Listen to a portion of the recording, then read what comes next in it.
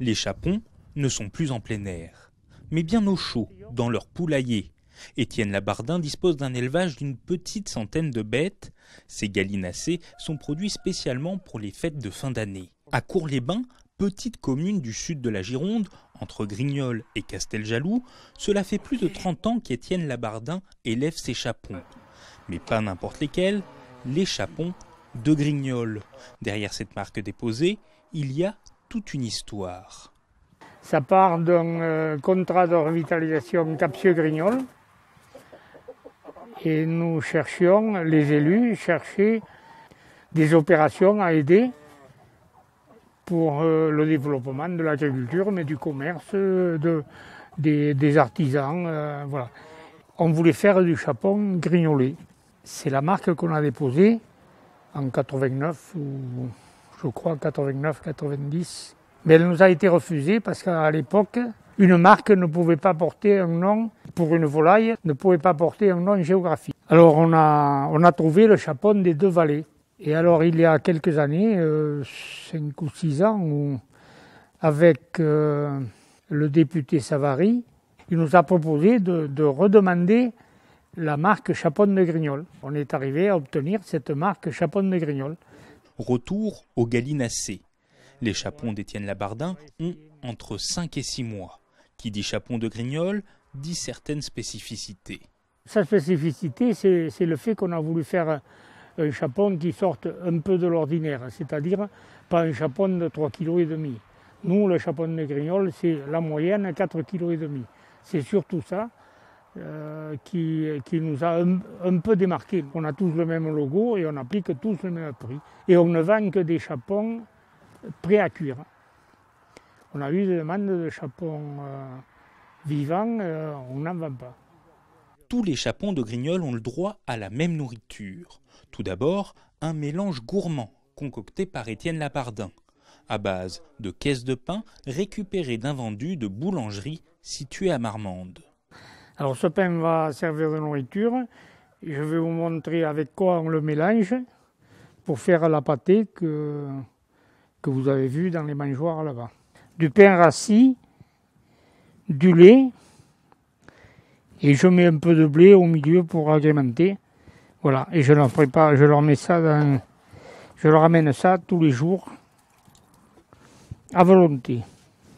C'est bon parce que quand je le prépare, j'ai les chats qui viennent et qui en mangent. Mais ça leur apporte un complément de nourriture et ils sont gourmands de ça. Mais ce n'est pas tout. Comme toute volaille, les chapons ont besoin de graines. Alors vous avez le blé, le maïs, et on le passe au broyeur. À quelques jours des fêtes, les chapons restent bien au chaud dans le poulailler. Ils gambadent très peu, sauf quand Étienne leur change la paille. Ils peuvent alors se dégourdir un peu les pattes, mais pas trop, ça joue sur la qualité de la viande.